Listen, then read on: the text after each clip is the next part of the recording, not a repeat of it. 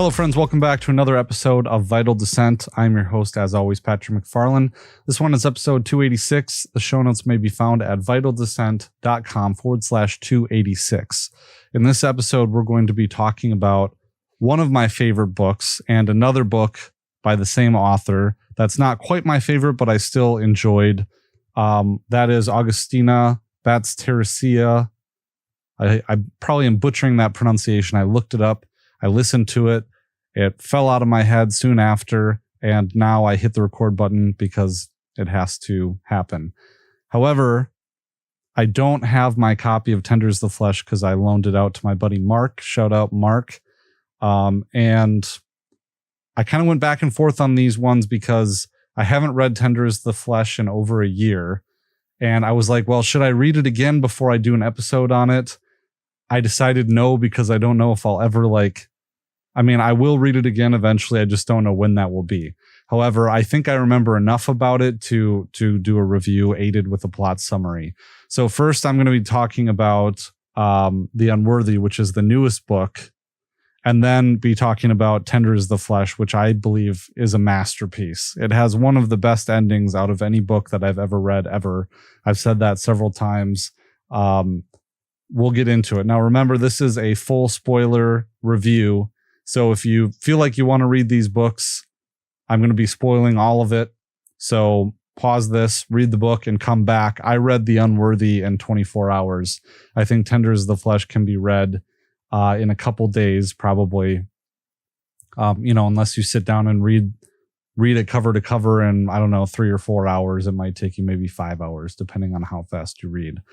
So just before we jump in, though, I think people have been enjoying these book reviews. The numbers have been pretty good, relatively good.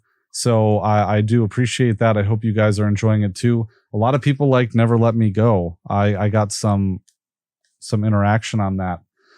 So thanks for listening. But yeah, so Agustina Bazterrica. Bazterrica. I know I have Spanish speaking folks in the audience, so please go easy on me. She is an Argentine author. She's from Buenos Aires. I took some Spanish in high school. Don't remember it. She is a feminist author primarily, and her books deal a lot with themes of misogyny and animal abuse and veganism and environmentalism. So don't let that turn you off, because you really are missing out on incredible stuff here. And I really was blown away by her writing and found it very disturbing and captivating. Disturbing in a good way, because I just like really disturbing stuff. Just look at the branding on this show. And I discovered her book with Tender is the Flesh, her writing with Tender is the Flesh, which really is it was an international bestseller. It was a real hit that came out a few years ago. I don't remember exactly how many years ago, but we'll be doing The Unworthy first, because I think Tender is the Flesh came out and a lot of people really liked it. I believe it's told in the third person, a third person limited perspective.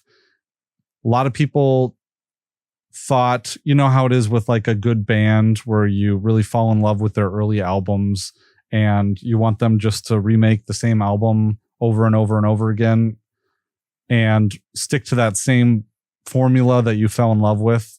That has to be so irritating as an artist and frustrating. She didn't stick with her formula from Tender is the Flesh. Now, the subject matter is somewhat similar and it's disturbing in The Unworthy. But she went with a first person limited point of view for this. And this is really, I forget exactly what they call it, but it's told from the perspective of it's a diary, like Dracula is. And I know I mentioned that in the Dracula episode too, that there's a certain term for this type. And I didn't think to look it up for this episode. So this book reminded me a lot of The Road by Cormac McCarthy, which I teased that I would be reviewing in this episode, but I let it sit so long after I had read it that kind of the details and themes would be a bit foggy, and I just don't have time to read it again right now. or the desire to really, even though it is a tremendous book, and so is Tender as the Flesh. But this one is a post-apocalyptic, and again, The Unworthy. It's a post-apocalyptic first person written in the form of diaries, written on paper in blood and different different inks that were left behind, told from the point of view of this woman who's in this nun-like cult. You see on the cover here some of the garb that she's wearing. She's in this cult where basically the entire world has had this huge ecological disaster, kind of like The Road, where she was wandering the wilderness for a while and came upon this compound, which is basically an old mission somewhere in South America, where these women have holed themselves up and they're part of this cult where, spoiler, at the center of the cult is a man, of course, because, she's a feminist and she's making important, political points here. I think we can still, I think I've evolved to a certain point in my life where I can enjoy things for the sake of enjoying things, even if I don't agree with it. And I think you're kind of really limiting your enjoyment on life if you avoid certain works of art because you don't agree with the creator of that work.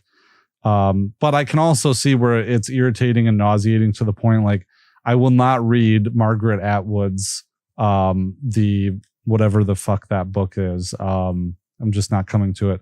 And I know there's a show out there, and I probably won't, even though I really like Philip K. Dick, I won't watch Man in the High Castle because of all like the liberal screeching around of it.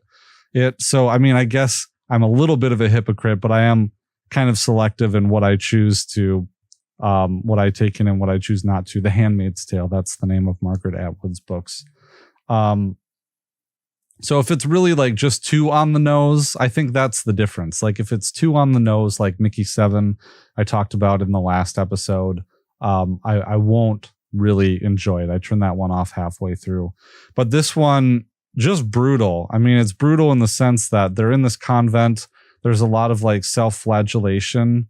There's a lot of punishment being doled out by the Mother Superior, who is like the female leader of the cult who works hand in hand with the man to subjugate these women.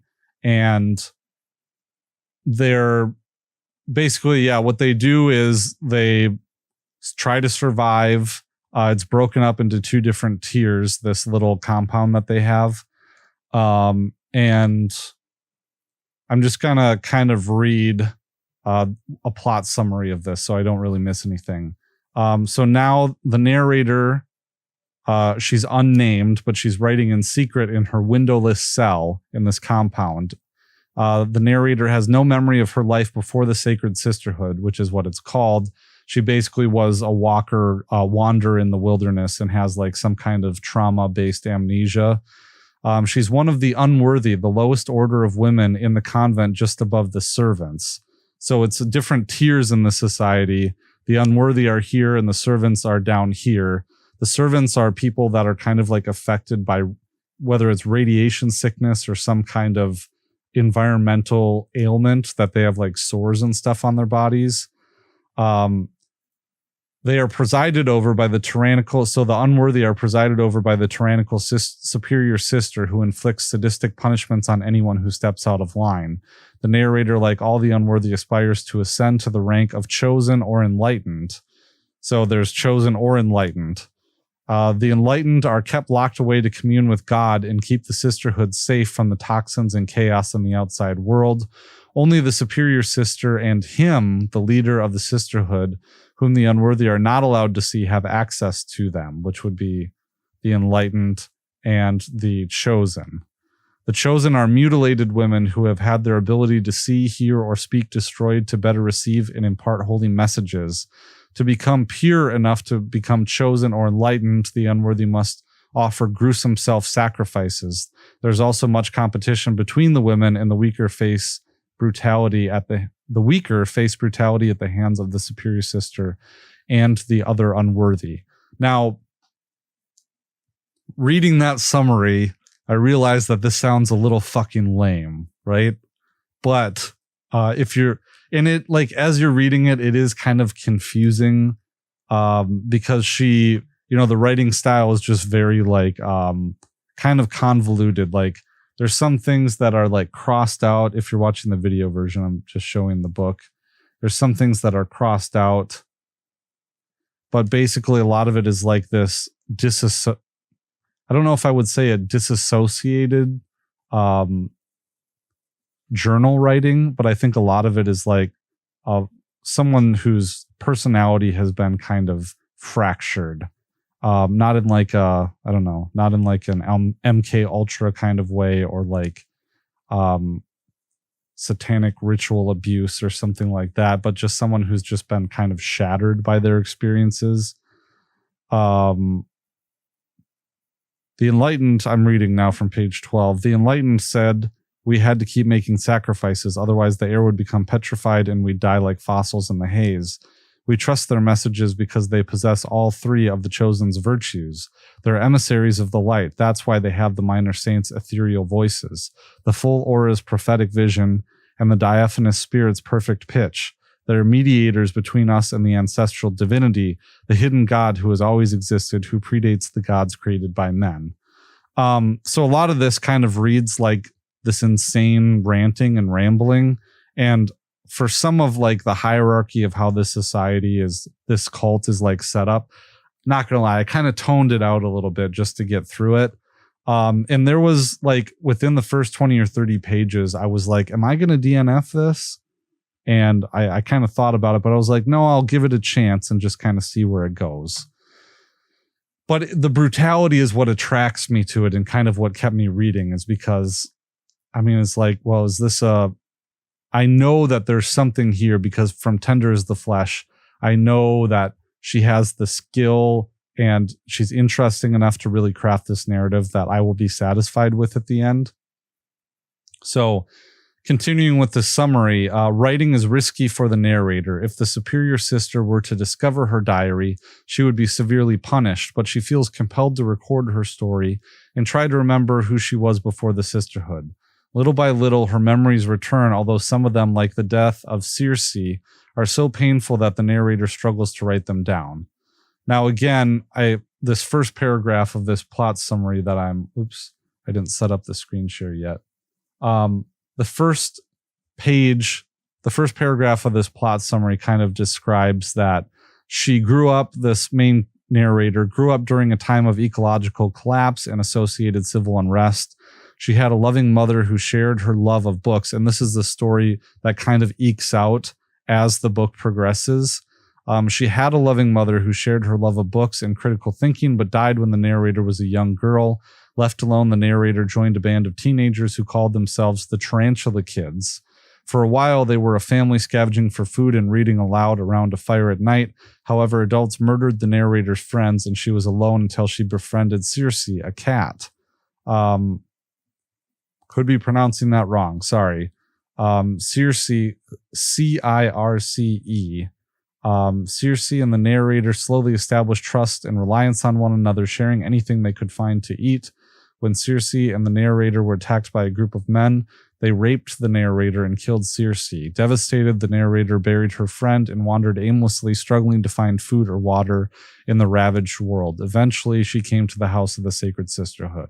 So that's kind of like the story of her background that's revealed slowly. And the present narrative that she's kind of talking about and going through as she's, sneaking in the night to record her thoughts on paper, that she has to hide away, because if she was discovered writing this, she could be like severely punished. Like she could be basically killed. They have like some kind of spire that they lock people on the top of until they just die from exposure and the elements. And not gonna lie, there's not really all that much that seems to happen in the first half of the book. I know I'm selling this book really well. I did enjoy it. I don't think I would read it again. But essentially one day there's a forest near the house of the Sacred Sisterhood, and the narrator discovers that a beautiful woman, a wanderer, has come in from the outside world. Now, the narrator, when she came into the compound, she was secretly helped by someone who was an Unworthy. And in some way to return the favor, she decides to help this new woman who's come into the compound. And she hesitates to show mercy to this new woman, but concedes. Once the woman is found to be free of contamination from the outside world, she is permitted to join the sisterhood and is rechristened with the name Lucia. Lucia quickly becomes a source of fascination and jealousy among the other women, especially as she begins to exhibit inexplicable abilities like walking on coals without getting burned. She is a promising candidate for chosen or enlightened, so the other women feel threatened. Lourdes, the superior sister's favorite, begins to spread rumors about Lucia, claiming she is a witch, and tries to sabotage her by placing a wasp nest in her cell. And Lourdes, I didn't talk about her before, but she's someone that the narrator constantly feuds with. She's another Unworthy, and she is the favorite of the superior sister. And the main conflict in the beginning of the book is kind of between the narrator and Lourdes, as things happen to the other sisters and you're kind of brought into this world, and that conflict is just basically Lourdes being like, I don't know, the mean girl in this whole situation, and trying to like sabotage the narrator and trying to become an enlightened or a chosen or something like that. Now when this new girl, Lucia, shows up, everyone is jealous of her because she quickly supplants Lourdes as being the favorite for chosen. This backfires, however, when Lucia gathers the wasps around her like a halo and sets them on Lourdes instead. So Lucia does have like this ability to perform these minor miracles or like this weird magic. Now, as this progresses, the narrator falls in love with Lucia. They start this like hot lesbian relationship where they'll meet in the forest at night and they'll like have sex with each other and like be intimate and have this pillow talk where they whisper secrets to one another. They like find this hollow tree and they climb into it and get real close and like have sex in it. Yeah. So when Lourdes begins spreading rumors about Lucia, the narrator retaliates by feeding Lourdes in a magic mushroom that she found in the forest. The mushroom makes Lourdes dance naked in the garden, and Lucia helps the woman back to the cell, helps Lourdes back to the cell, frustrating the narrator. Lourdes dances naked because she gets high on mushrooms that was slipped to her by the narrator.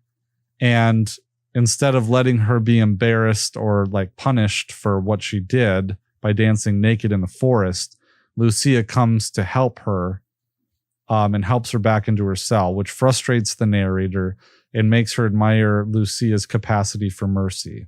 Later that night, when the narrator and Lucia meet in the woods, they see the superior sister beating Lourdes and trying to strangle her. They attack the superior sister from behind and take Lourdes back to her cell. The next morning, Lourdes is hanging from one of the trees on the edge of the forest. The narrator feels intense remorse, and that night she and Lucia cut down Lourdes' body and bury her, even though they know that it will provoke the superior sister's wrath. So the next day, the women learn that one of them will be chosen to become enlightened. Basically what happens is that Lucia is chosen to be enlightened, and she's taken away and put away into the other part of this facility that the unworthy are never allowed to go because they're unworthy. And the main character, resolves that she's going to rescue Lucia from whatever this fate is, and they're going to run away together and flee the compound. So she picks the lock to this area that no one is allowed to go to. And when she's in there, this is the climax of the book. When she's in there, she sees the cogs of the lie behind the door. That's what they're called. The mysterious leader of the sisterhood is raping Lucia as the superior sister watches. Many of the enlightened are pregnant from the abuse. The narrator attacks him and the superior sister. She escapes with Lucia and some of the other enlightened, but the narrator is mortally wounded and insists that Lucia leave her behind in the forest and save herself. The end of the book is her dying and writing the final words with her blood in the tree that they had sex in, her and Lucia, waiting for the superior sister to find her. When she hears the bells that announce the sisterhood is searching for her, she plans to make her wound larger and let her blood spill onto the earth. She will leave her diary behind as a record, uncertain if it will be read or returned to the earth. So that's kind of the plot summary of the book. Now, some of the major themes are, now I did enjoy this book, right? I mean, that's all pretty brutal, right? This whole thing about how they have this cult, and I mean, you don't really, it's not, it made sense when the big reveal happened because I know the author from her previous book and what her proclivities are and her beliefs are. So I wasn't totally surprised kind of at the end when the big reveal is that, you know, this big bad man is the cult leader and it's basically just an elaborate scheme for him to get sex in the apocalypse, right? And that it's supposed to be this big enlightening thing, and she's crushed to go beyond the veil and to see that it's just a ruse for women to be subjugated and raped by a man, and aided by, you know, what do they call that? I want to say Gestapo, but it's not. It's in the concentration camps. It's the Jews, the familiars, the Jews who decided to become, you know, like the camp supervisors, and they were often harsher than the Gestapo. That is the superior sister. And apparently the superior sister is like the actual sister, I think, of the cult leader guy. But from some level, even as a man, I don't know how you could not like this book, right? I mean, it is a little weird. I was kind of making fun of it a little bit, but it has post-apocalyptic world. It has sexy nuns, which at the same time, it's like the world is like brutal and disgusting and gross. So it's like kind of this dirty, erotic thing. It has like hot lesbian sex in a tree. It has magic mushrooms. It has like this, you know, kind of Fallout aesthetic, the road aesthetic of this girl climbing, you know, fallout through the world, crawling through the fallout, trying to find sanctuary and getting to this place. It has like absolute brutality and gore and kind of like, in some ways, torture porn, where like these women are like cutting their nipples and stuff with glass, I think, or with other things, and all this, like this chick gets like beat in the face so hard and her lips become like infected and they swell up, and some of it is just like pretty grotesque and gross and pretty brutal, pretty awesome. And it keeps you interested and it keeps you reading. But then like this whole sexual element comes in, and it's just like this rape cult, which is, I mean, it's fiction. So like in reality, it would be disgusting. But it's disturbing in this weird, like erotic kind of way. And then at the end, there's this climax where she, you know, the truth is revealed to her and she sacrifices herself out of love for Lucia. And it's kind of touching, but yeah, these themes, obviously, there's themes of the inherent corruption of man and what world have we created with our abuse of Mother Earth and basically raping Mother Earth and having it turn into this eco disaster where everything is screwed up, and we were in this future where the only surviving people really are in this compound, which is it's basically another microcosm of man raping Mother Earth, and getting into that situation of conspiracies in terms of like the man behind the curtain, and it being, I think it is a little bit like not redundant, but it's not super original. Like, of course the cult is a sex cult, and how could we not foresee that? A man would be at the front of it, and it's about, you know, the narrator, when she's a girl, she's wandering through the wilderness, and adults prey upon her band of ruffian children, and kill them all, and she's off on her own. And then she gets cornered in this school building, and she's raped by these men who are nasty and like survivor people. And, Cormac McCarthy kind of did something similar in The Road, where there's these roving bands of cannibals that, there's no food left in the world because it's been years and years of this apocalypse, and all the canned goods are basically have been found and pillaged, and there's nothing there. So now we have cannibal gangs of people capturing people and putting them in basements and keeping them and eating them limb by limb. And this is The Road, by the way, and eating them limb by limb. And it doesn't have these kind of blatant gender war implications behind it. It's just kind of like, well, this is what would happen, right?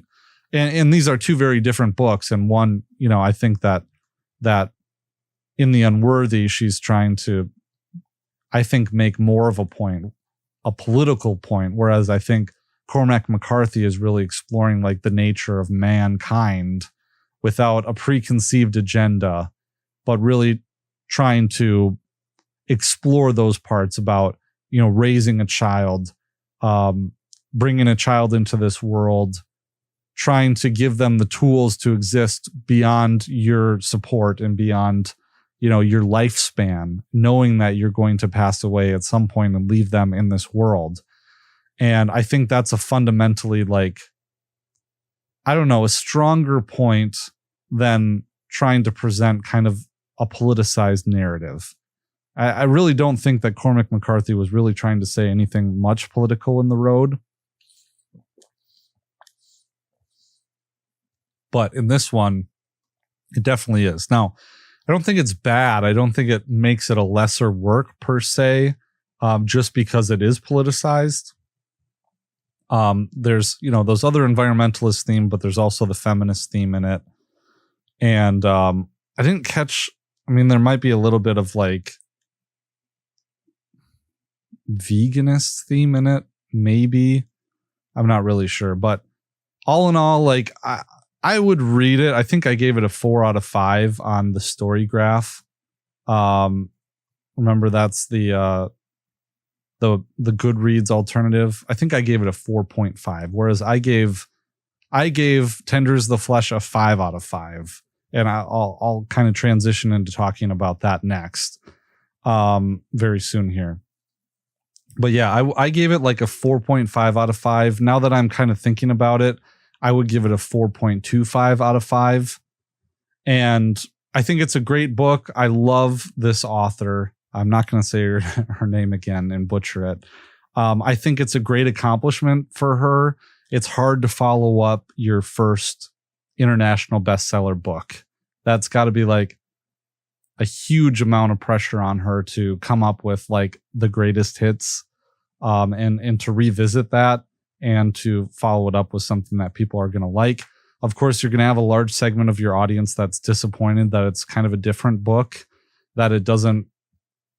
I think that it's much more on the nose, whereas Tender is the Flesh, I don't know. Well, why don't I I'll jump into it now. So Tender is the Flesh. I wanted to reread it before I did a summary for the show. It's another short one. It's a little bit longer than this one. But let's go through a plot summary here. So in this world, there's a virus that happened. And I don't remember when this book, it came out in 2017. So even before COVID.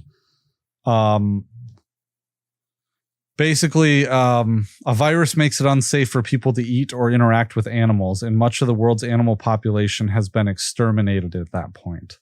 Some people turn to cannibalism to meet their demand for meat. Now, people who can afford it have turned to cannibalism to meet their demand for meat. This movement gains momentum until cannibalism is legalized and the production of humans for slaughter becomes a large and profitable business. So the main character, Marcos Tejo, is a manager at Krieg, a slaughterhouse for humans.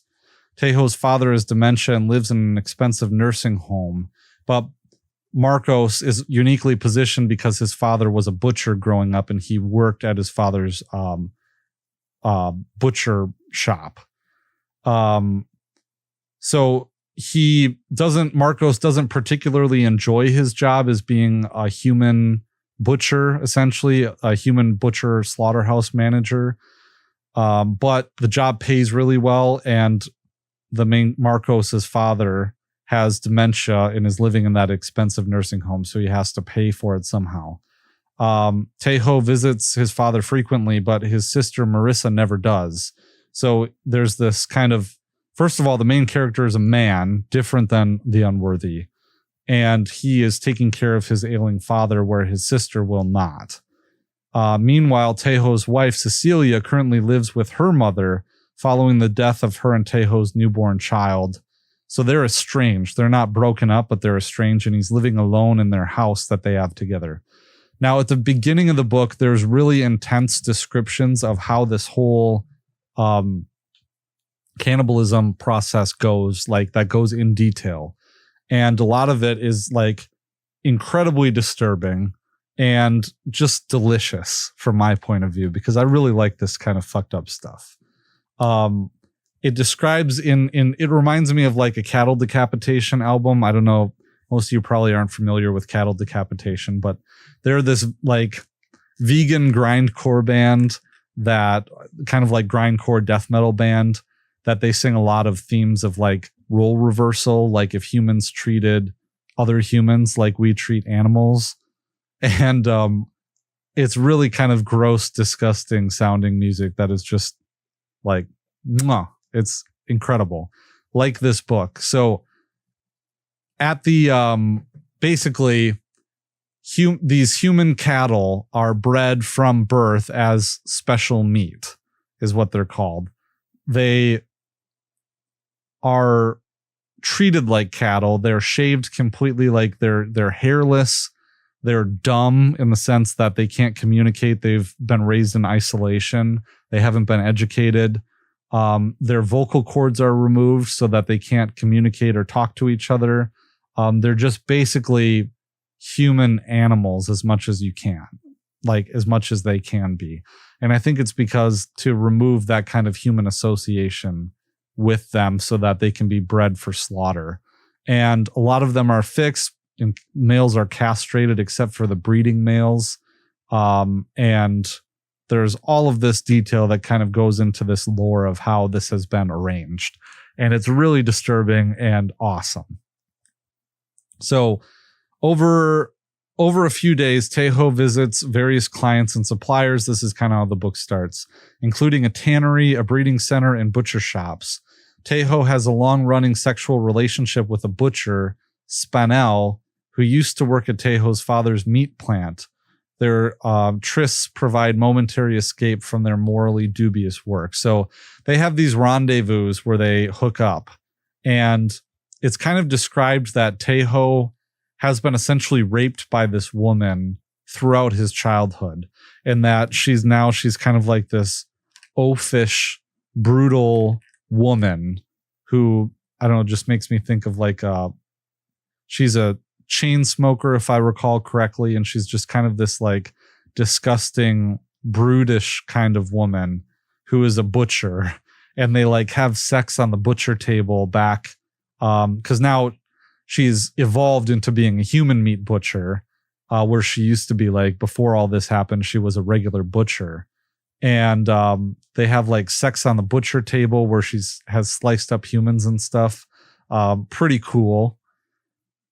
And that relationship has continued throughout his marriage, throughout the main character's marriage. And it's kind of, you're like wondering, okay, well, did his wife never know? How did this keep happening? But if you think about it, it's really that he's like damaged goods because he was a child when this relationship began. So this is, I mean, it's a really disturbing piece of literature. To make up for some mistakes in a recent shipment, one of the suppliers gifts Tejo a valuable female human raised as livestock to either be eaten or used for breeding.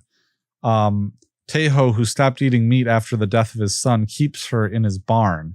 Initially, he doesn't want her, right? He gets this gift. He doesn't want the responsibility of keeping this female breeder in his barn. Now, if there's like themes should be popping up in your head as I'm describing this plot to you, like ride with those. I mean, obviously these themes are there. At first, she's a burden to him, but Tejo eventually throughout the novel finds himself growing fond of her, and eventually he names her Jasmine. Now, all of this is very taboo in this society because human meat is meant to be treated as like cattle, as livestock, and you're not supposed to name them. You're not supposed to talk to them. You're not supposed to do anything with them. You're especially not supposed to have sex with them. Now, returning to Krieg after several days away, remember, Krieg is his butcher shop or his slaughterhouse he works at. Tejo leads 2 job applicants on a tour of the plant, showing how the humans kept as livestock are inspected, cleaned, stunned, and killed, their various body parts prepared and preserved. One of the applicants is sickened by what he sees, while the other finds it exciting. Tejo sends the latter away, realizing he's only interested in seeing the spectacle. So he keeps the one that is sickened by it, and he declines to employ the one who finds it exciting. One day, Tejo eats lunch with Marissa and her 2 children. That's his brother, that's his sister. Remember, Marissa asks Tejo to help her get a good price on a human raised for slaughter, and Tejo refuses. Tejo frequently stops to reminisce at an abandoned zoo that he visited with his father as a child. One day he finds and plays with a litter of puppies, only leaving them when adult dogs appear. Later he returns to witness teenagers torturing and killing the puppies. So, like themes here. Laws prohibit sex between people with full citizenship and those who are raised as livestock. Despite this, Tejo begins having sex with Jasmine and teaches her to live in his house. She soon becomes pregnant. And this is setting up like what I think is one of the most devastating endings, because as you're reading the book, like there is this kind of eroticism with this livestock. And I'm sure it's intentional, but there's this kind of eroticism with it where Tejo starts to become like, you feel him kind of getting beyond this relationship he has with his estranged wife. And it seems like he's getting happy with this relationship, and that you start to kind of root for, in a weird way, you start rooting for him to be with this Jasmine that he's, named and has come with. At work, Tejo receives a visit from the Church of the Immolation, whose members sometimes choose to donate their bodies as meat. He also visits a game reserve where people raised as livestock are hunted. Now, there's a whole segment in he reluctantly joins the owner Yurlet and several hunters in dining on freshly prepared meat. Tejo also pays a visit to his least favorite client, Dr. Valka, who orders humans raised as livestock for use in various scientific experiments. Now, this whole part where it says he goes to this game farm, there's this whole dining room scene that's really interesting that reminds me a lot of The Most Dangerous Game. And I think that was pretty intentional, that short story. That literary reference, I think that was intentional. Now, one day, Tejo is surprised by a visit from a government inspector who wants to verify that Tejo is keeping all regulations related to raising human livestock domestically, Jasmine. He panics, and Tejo calls a high-ranking friend of his, who cancels the inspection. But a few days later, Tejo's father dies and is cremated. Tejo scatters his ashes at the zoo that was mentioned earlier. Marissa, his sister, insists on hosting a farewell service in her home, though she does so for social reasons and not out of grief. And Tejo, I think, is kind of disgusted by this. During the service, Tejo confronts Marissa, whom he considers superficial. During the service, a group of poor people known as scavengers violently intercept a shipment of human livestock on the way to Krieg. Rushing to the plant, Tejo plans to leave poisoned meat for the scavengers to eat in a few weeks' time. Now, here's the climax of the whole book and the ending that I thought was the most incredible ending to a book that I've read. One of them, at least. So when Jasmine goes into labor, his human livestock, remember, Tejo calls Cecilia and asks her to return home, his estranged wife. And you're wondering what's going to happen. She does so and helps deliver the baby. in the climax of the novel, Tejo kills Jasmine, and he and Cecilia plan to pass the baby off as their own. Boom, boom, boom, boom, boom. And this happens like in the last couple paragraphs. And like you kind of see it happening in slow motion, and you're like, no, no, no, no. And like when I first read it, I had this like awful twist in my stomach, like just because, I mean, you're thinking that Tejo and Cecilia are going to like come to terms with the fact that like their life together is over. But like you see him like falling in love with the baby and like patting Jasmine on the head. And she's like so proud that she's given birth to, and they're like have fallen in love in a sense. And then he just turns and just kills her brutally, like just cold-heartedly, and takes her baby and takes it with Cecilia, who like hasn't been part of the book, a character in this book at all the entire time. And you don't want him to get back together with her, and they just do this, and you're like crushed. And bravo, or I should say brava, just an incredible ending to this really disgusting, debauched novel that just makes these points so viscerally and clearly. I just really love this book, and I think it's a masterpiece. And so unfortunate for Agustina Bazterrica. Sorry, anyways, so unfortunate that I can't pronounce her name properly, but also that she wrote such a banger as her first book, and then to like follow that up, I just don't know how you would do it. So obviously there's lots of themes here of like, you know, again, the corruption of man, the tears of society, how basically society is not just, how, you know, we mistreat livestock, we mistreat animals, we mistreat the planet, all these things. I think there's merit in these points and these arguments, right? Like I mean, you guys know me. If you've been listening to any amount of time, you know that I don't really agree with all of this. And I think that there's ulterior motives behind a lot of these movements. But that isn't to say that we shouldn't be concerned with the environment, right? That we shouldn't take care, be good stewards of animals, of the planet, be godly, you know, be Christ-like, or try to be at least, and try to, you know, if we have livestock, to treat them with respect, begetting life. And to, when you have to kill animals, to do it ethically and humanely, and to like, obviously I wouldn't go as far as veganism or something like that, but to do those things. Now there's this whole like brutal sexual theme throughout this novel of humans mistreating each other, of men mistreating and using women, of these cycles of sexual abuse, right? Of Tejo, the main character, the main character being abused by this butcher woman because, of course, he was too young to consent to their sexual relationship, and he was preyed upon by her.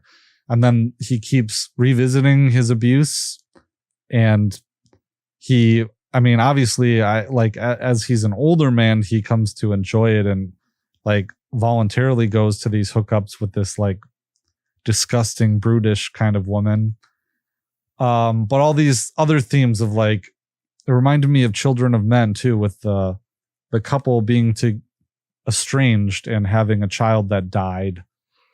And excuse me, so sorry. We talked about this in Children of Men, kind of this weird thing that happens when a couple has a child that dies, and how that marriages, I think there's a super high percentage of divorce after the couple loses a child. So all these themes, and then the whole like most dangerous game element of it, which is, I believe, a piece of American or British fiction. I haven't read it in a while. I should probably revisit it.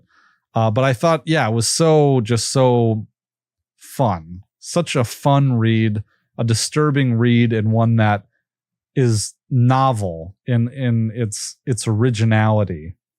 and just that crushing ending, and you don't really see it coming. You're cheering for Tejo and for Jasmine in this weird perverted kind of way. And yeah, the way that humans are treated and everything, like, definitely would recommend reading Tender is the Flesh. I hope that my review today did it justice. I wanted to kind of like hit both of these works in one fell swoop, and especially hit the Unworthy before it really fades from my memory, because I've been reading a whole lot of books lately.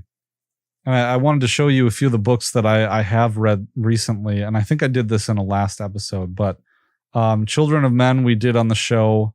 I didn't review Remains of the Day because I don't really know if it has many themes that you would come to expect from this show. Although it's incredible and I love it, I think it's better than Never Let Me Go just by a little bit. But in this one, so the next one is the Simulacra, Philip K. Dick. I don't know if we're going to talk about that because it's just so fucking convoluted. There's a lot of themes that would be applicable to this show, though, where like essentially there's conspiracies within conspiracies and the president is an android and all of these kind of like a huge floating apartment complexes and like weird time travel bits with Nazis. And I mean, it's just a Philip K. Dick piece, right? It's just incredibly like mind bending. And I don't know if it would make for a good review on this show. We just talked about the Unworthy. Clara and the Sun, I want to talk about in a future episode soon. If it's next week or the week after, I have a lot to think about and to say about Clara and the Sun. Really good book, by another one by Kazuo Ishiguro. We just talked about Never Let Me Go by him. This is his most recent book. I just read The Martian Chronicles. Really, really good. Really great. It can be a little hard to, and I want to do an episode on this. It can be a little hard to do short stories, although they're all tied together. It's like a series of short stories, basically chronicling the pun intended, the mankind's colonization of Mars and what happens to the civilization of Martians who is living there. And it contains some of his like most famous works, primarily like this short story that's shit. I just can't remember the name. Sorry, you guys. I can't remember the name of the short story where it's something like Gentle Rains Come or something like that. Towards the end of the book, where it's told from the point of view of a house after the the nuclear apocalypse has happened. And I remember reading it in high school and really being moved by it. And it is hauntingly moving in the Martian Chronicles when you get to it at the end. It's like Gentle Rains Will Come or something.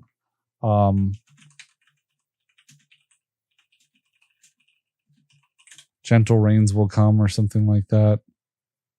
There will come soft rains. So yeah, it's really, really, really great. And I just finished that a few days ago, maybe late last week. And I'm reading As I Lay Dying right now, and by William Faulkner, because I just figured I should read it. I'm about halfway through it. I might finish it tonight. I don't know, but I just figured I should mix it up with some literature, some like proper literature. And As I Lay Dying seems like something that should be read, right? Like everyone should read Faulkner. Southern Gothic stuff, but I just don't know if there's a lot of themes here. But I'm sure after this, I'm going to read, I think, Clive Barker's Books of Blood. And I don't know if there will be themes for this show with that, but I have at least 2 weeks of shows with Clara and the Sun and The Martian Chronicles. So I'll read that. I'll finish As I Lay Dying, and then I'll read Clive Barker's Books of Blood. And then I'll probably read something that is relevant for this show and talk about it there. So yeah, I really hope you guys are enjoying this new format of the show that I've been doing and coming back to this, reviewing these books that I think have themes, fiction books that have themes that connect with this show. Check me out, vitaldescent.com. check me out on the Story Graph. I'll put a link to my profile in the episode description and the show notes page at vitaldescent.com/285. If you want to support my work, head over to vitaldescent.club. You can join my paid mailing list and my paid email list and support me that way. And that's the best way to do it. So, yeah. Thanks, everybody. Peace.